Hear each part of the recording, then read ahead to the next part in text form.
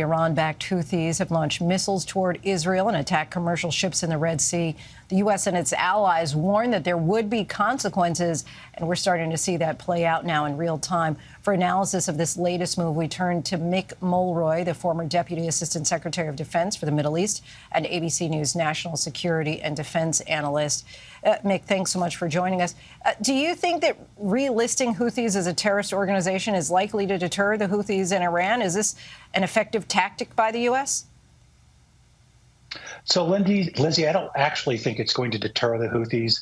Their whole motto for their national emphasis, if you will, is death to the United States and death to Israel. They are being pushed, we think, and the U.S. administration has made it clear that Iran is not only supplying them, but pushing them to take these targeting efforts.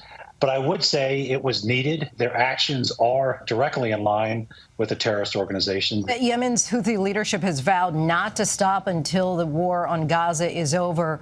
Are you concerned that the U.S. is embedding itself more deeply into an irretractable conflict?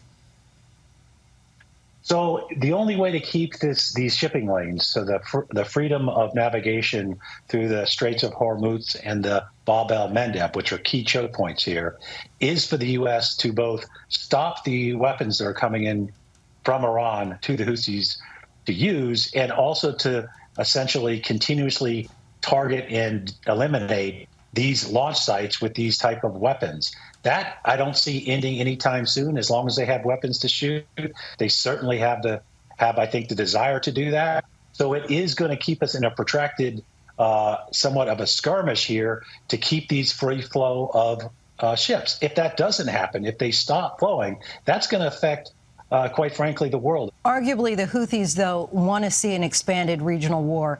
And I'm curious if you're concerned about that. I mean, we were seeing over the weekend just massive protests of thousands, maybe even tens of thousands of people in Yemen responding to those attacks by the U.S. and U.K.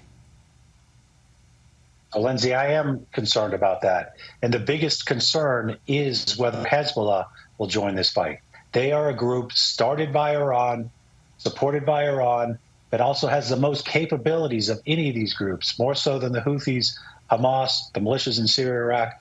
Hezbollah has a huge army, if you will, and they have about 60,000 rockets and missiles, some of which are very precision guided. They can destroy the infrastructure of Israel, and it looks like they will not withdraw from the border of Israel back to the UN-designated line. And what about the impact on the people of Yemen? And we know this designation comes with sanctions on the poorest country in the Middle East.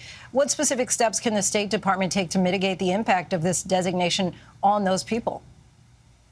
So that's a really good question. And that's why there was a difference between the original designation as a foreign terrorist organization, which did make it essentially impossible to continue humanitarian aid that would flow through the Houthi government, if you will, to the 21 million people in Yemen who need food assistance, because about 75% of them are in the Houthi-controlled areas.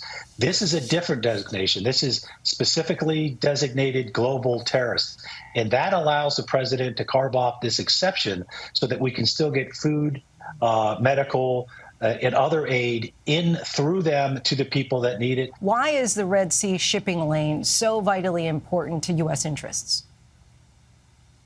So, Lindsay, this is where so much, about 15% of international commerce comes through the Suez Canal, so from the Mediterranean, the Suez Canal into the Red Sea, and then out to all places in the world. But it should be every country, especially from the region, that want to see this stopped. And the only way to do that, quite frankly, is to stop the flow of weapons into the Houthis. As long as that keeps happening, I believe they will keep targeting not only the commercial vessels, but also the U.S. naval vessels that are out there in support of the freedom of navigation of all countries to use these waterways.